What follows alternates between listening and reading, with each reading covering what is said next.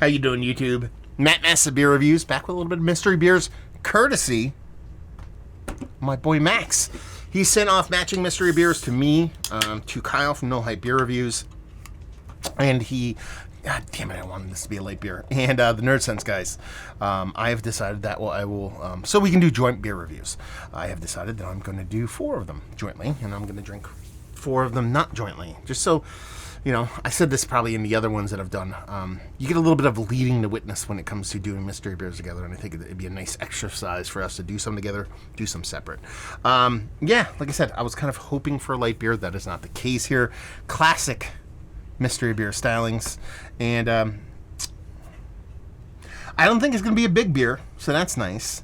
I mean, that head looks like super douchey pour on my end, but man, it looks creamy. It looks like a soft, creamy milk stout, but I don't think it's going to be huge in ABV. Rarely do you get a head that big. It's not like I poured it like super horrible. So we'll see what's what. Just got that rich malted malt ball colored head, 2 fingers, and it's dark. It's not like motor oil dark, but it's dark. Let's see if I get a nose.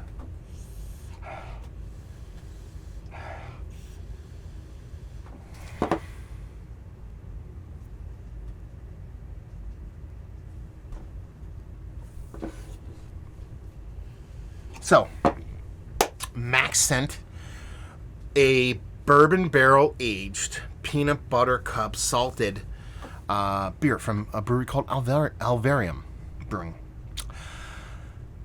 This smells like the non-barrel aged version of that. I believe he sent that beer previously. Someone else might have sent it, so I'm not quite sure if he's the one who sent the base version out probably a year or 2 ago.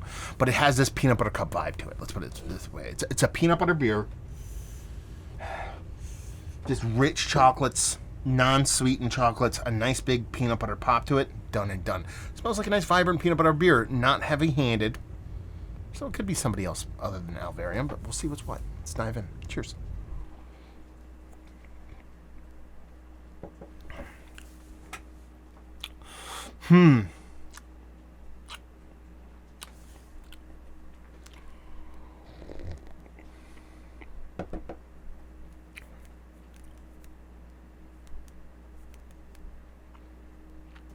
So I don't think it's that beer now. Because that beer is peanut butter, vanilla, I believe chocolate or chocolate malt, and salt. The barrel aged version, I remember getting a big salinity pop on it. And that beer was a mystery beer, so I'm not, if this goes up before that beer, not ruining anything.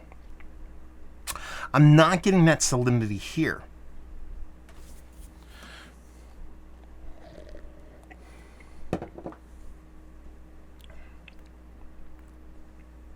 I really want to say this is Gunner's Daughter. Because it's a low ABV beer. There's no way this beer is big. It's got to be small. It's got to be small. It's got to be, in that range. I think Gunner's Daughter is maybe 5.4, 5.6. That's the vibes I'm getting off this beer. So I'm getting a big, impactfully, not ABV, big roasty malt kind of coming off this. With a nice chocolate malt, too. I'm getting a big peanut butter punch, but not heavy-handed. And maybe a slight dollop. Subtly slight dollop of vanilla that could easily be a heavy oat addition. But it's definitely a peanut butter beer.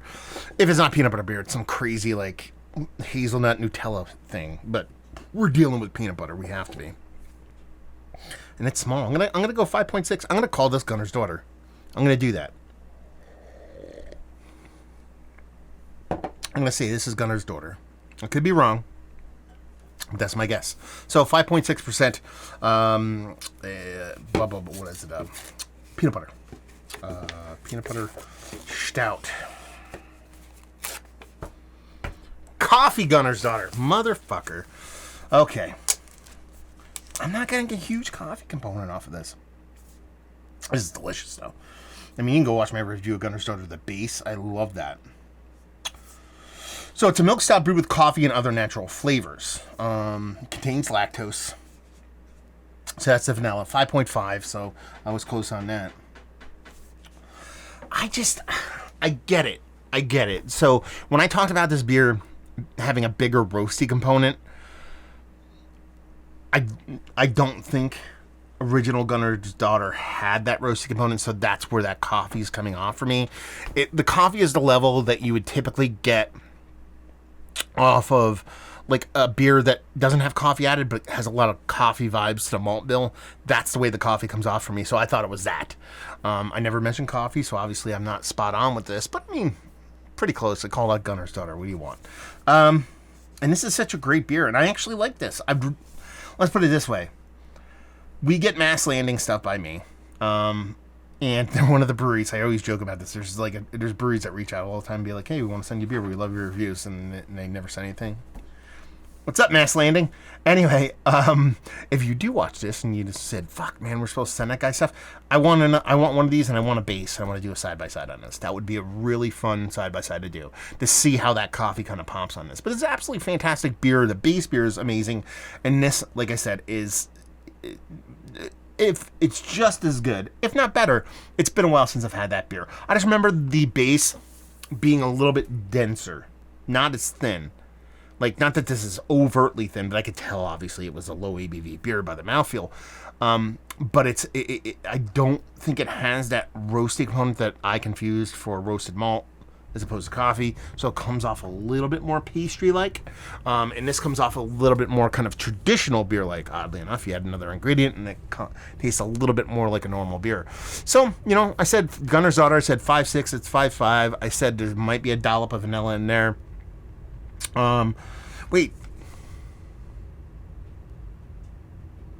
They didn't say there's peanut butter in here. There's got to be peanut butter in here. You're telling me there's no peanut butter in this beer? Wait a minute, I gotta look that up now.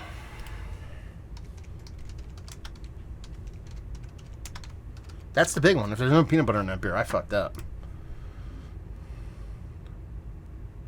Yeah, the base has peanut butter in it. It's gotta have peanut butter in there. It doesn't say it on the label.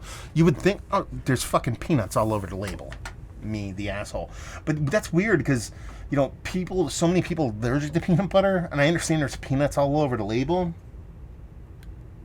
and they go out of their way to call out lactose on this, but not peanut butter. That's kind of weird. Let me see if the coffee, it's got it. It's fucking obvious. Because that's a weird one. Not that I don't think they would ever get in trouble legally, but so many people are allergic to peanuts. It's almost like you have to go out of your way to call out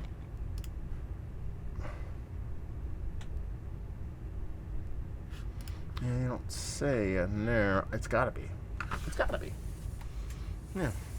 Anyway, yeah, I'm not gonna dwell on it. That's their deal, not mine.